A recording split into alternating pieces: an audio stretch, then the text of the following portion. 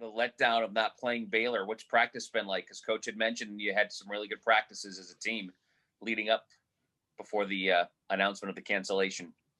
Yeah, I mean, yeah, it was really disappointing because we had such great practices leading up to it. So we were really excited to play and sort of put the practice into play. But I think even after the cancellation, we've just tried to build on those practices.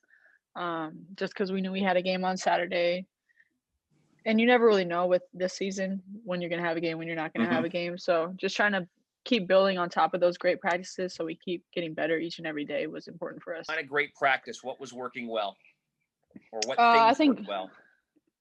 The big thing for us is energy.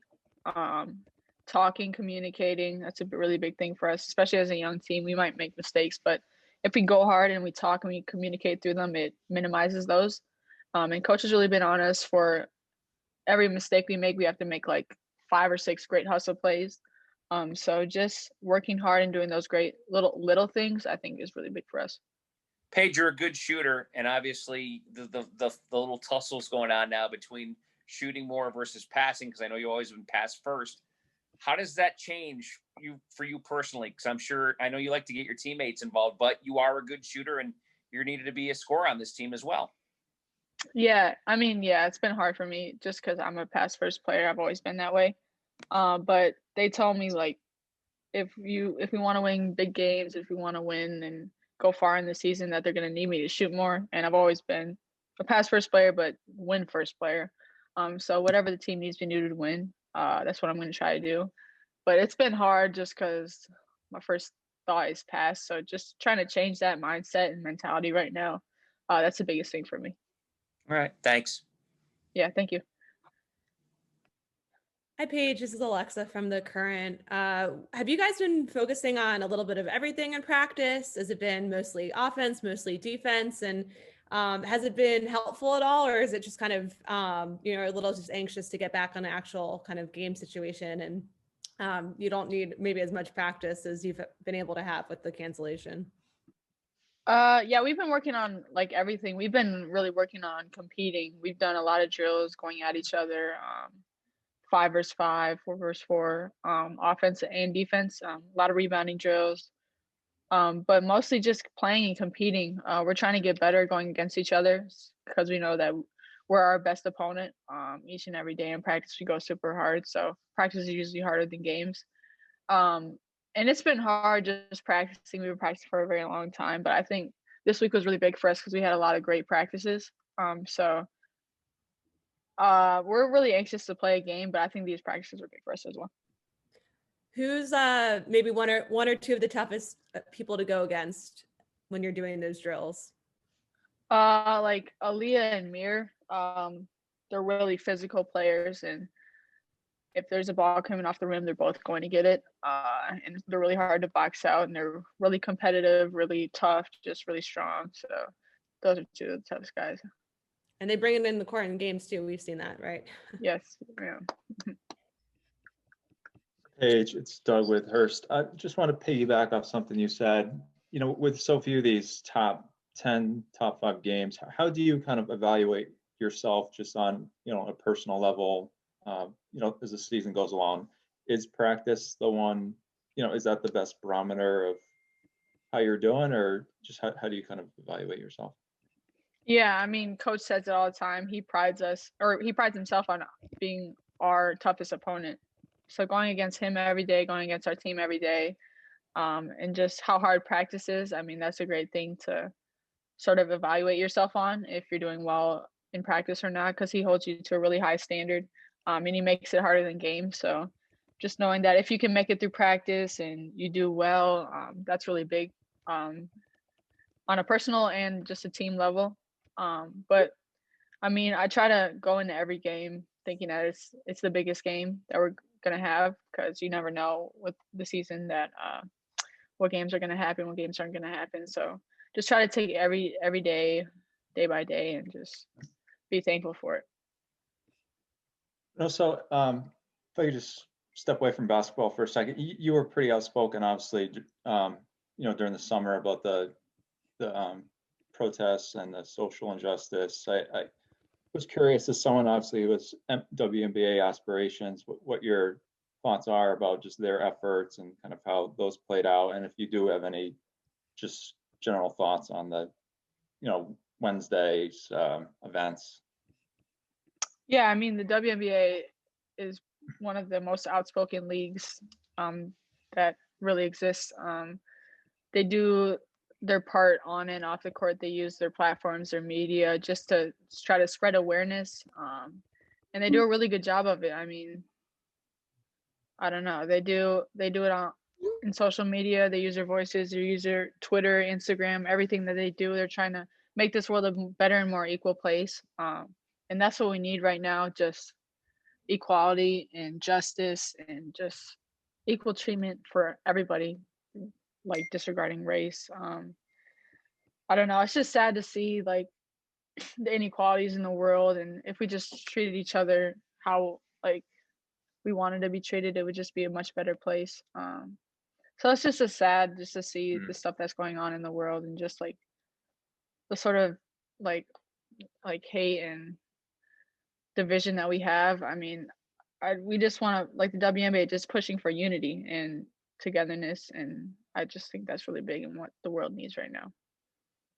Thanks.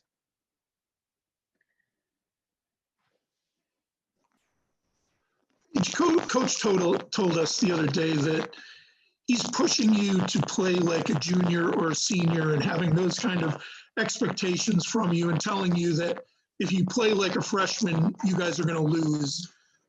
Is that kind of daunting and putting a lot of pressure on you, or is that the reason you came here, was to be pushed? And how do you think you're handling it so far? Yeah, no, that's the reason I came here, to be pushed to be a better player on and off the court. And he has that high level expectation that I know that if I don't perform and I come in and I'm slacking in the day, he's not going to let up on me. He's going to push me. And I think that's really big for me. Like, I don't want to like play like a freshman. I don't want to make freshman mistakes, and which I do sometimes. Sometimes I make the wrong pass or make the wrong read or just do dumb stuff that he always gets on me for. But I think mostly just knowing that he has that confidence in me that I can perform and play like a junior or senior, and he just has that confidence in me that makes me a better player.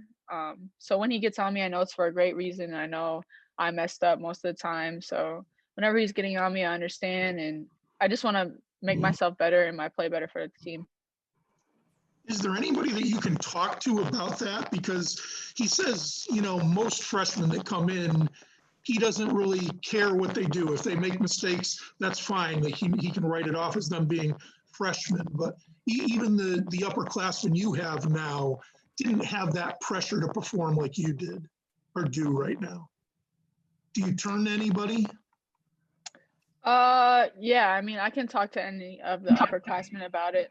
I've been really close with Avina during these times, like whenever I have a bad game or a bad practice. She's always there for me and reminds me like, yo, like, you're not perfect. Like, you don't have to be Superman all the time or Superwoman all the time. You can make mistakes, and she knows how hard I am on myself, and then with the coaches and then everything else too. She knows how hard it can get sometimes. So she's been really there for me, and she's definitely a person I can lean on. Paige, this is Charlotte from The Athletic. Speaking of kind of changing your mindset to shoot first instead of maybe always passing, have you seen that, I guess especially this week, maybe start to set in a little bit, or is it still kind of just like really going to take a long time or take a little bit to do that? No, I'm trying to change it as fast as I can. I mean, I've heard it a lot, and I'm like not tired of hearing it, but I'm tired. I know they're tired of telling me to shoot, so I'm trying to like put that in, implement it into practice, and I really try to make that an emphasis this week, especially knowing that we had a big game against Baylor, but it got canceled, but we were supposed to. But in the games forward, just knowing that it's getting closer and closer to March and like bigger games, I've just tried to make that emphasis in practice. Is it just something that goes through your head, like, okay, I need to shoot instead of look for the open man, or what is going, when you get the ball, I guess, what's kind of going through your head? I mean, coach says like try to implement into my brain the whole, if you score first and then try to pass, then it'll be much easier instead of me trying to pass and make a play first. But if I start scoring, then they'll have to put more attention on me, which then leaves others open. So at the end of the day, I'll be able to get to pass, but it's just more of like shoot sooner and shoot earlier and shoot more type of thing. Cool. Thank you. Paige, with tomorrow's game, if Coach wins it, then it'll be his 1,098th career victory, which ties the record that Pat Summitt had initially said. And with the next win after that, he'll then break that record and will be number 2 on the all-time wins list. So I'm just kind of curious how crazy that is when you think about what he's been able to do over the last 36 seasons and kind of compiling all those wins. And now you're part of that. And I'm sure that's something that you were really excited about before you actually got to campus. But how, I guess, unbelievable is that kind of accomplishment, is that feat for him to be able to kind of be in that realm and for him to be able to do that, accomplish that milestone? Yeah, no, the stuff he does is pretty crazy. I mean, he's done everything. He's won 11 championships. Obviously the wins, a lot of wins. But I mean, nothing he does really surprises me. Like, I knew he was so smart before I got here, but when I got here and actually see like his mind, the way he thinks, like, I don't know, he's like a genius to me. I don't want to make his head too big, but I'll give him credit. He's like a really smart guy, so I'm not surprised at all by all the wins and all the accomplishments. But just to see that and be a part of it and see it every day, it's amazing. What's you said he was really smart, but what are some of the things I guess you've learned from him, even just in these past 5-6 months? Just making reads on offense and defense. Just working smarter. Just making decisions based on the players on the floor, the players around me, the defense and the other team. And just, I think, making smarter decisions and really focusing on the little things was really big for me when I first came in. Thank you.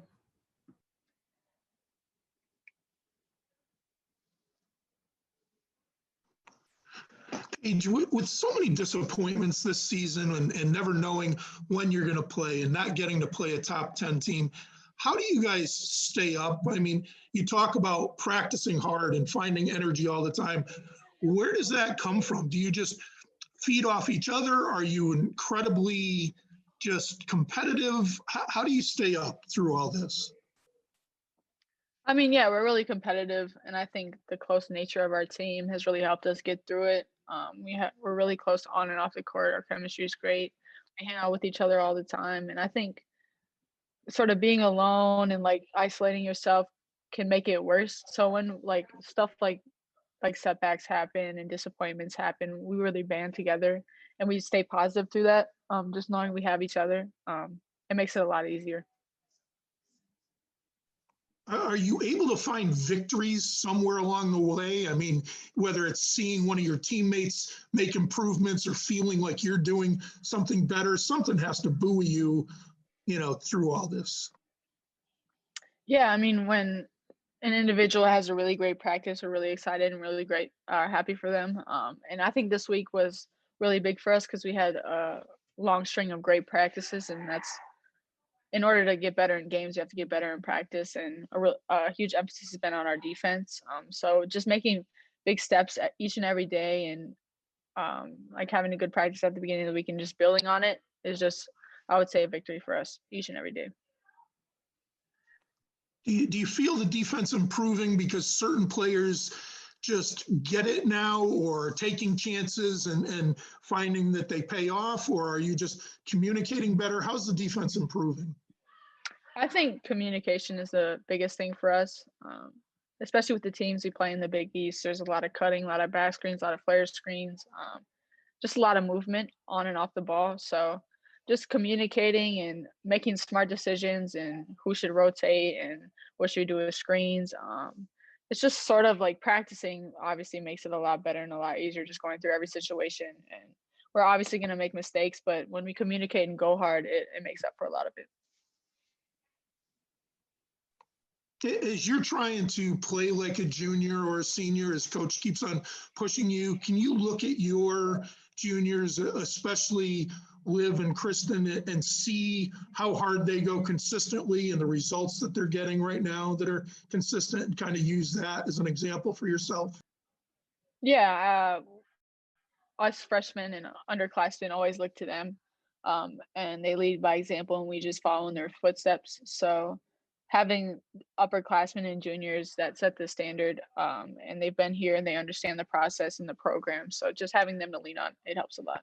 Canceled. I don't know if that was the case, and just what were your emotions at the time, knowing how big that game was going to be? Yeah, so he found out like mid practice and we had wrapped it up and we were just having like a kind of mild casual conversation after practice, and then all of a sudden he like sprung it upon us. And we were like, no way, like this can't happen. It was like the day before we were supposed to leave, and so we were all just disappointed. We wanted to play a big game at Baylor. I mean, obviously not a huge crowd, but just away games. There's sort of that extra oomph you get when you play. And then ESPN game. I mean, it was a really big game for us, our first like top 10 matchup. So we were just disappointed, and we had great practices leading up to it. So it was kind of sad and disappointing, but we just try to stay positive and keep building off those great practices for tomorrow. Your schedule changes so much. Do you even know your schedule in advance now?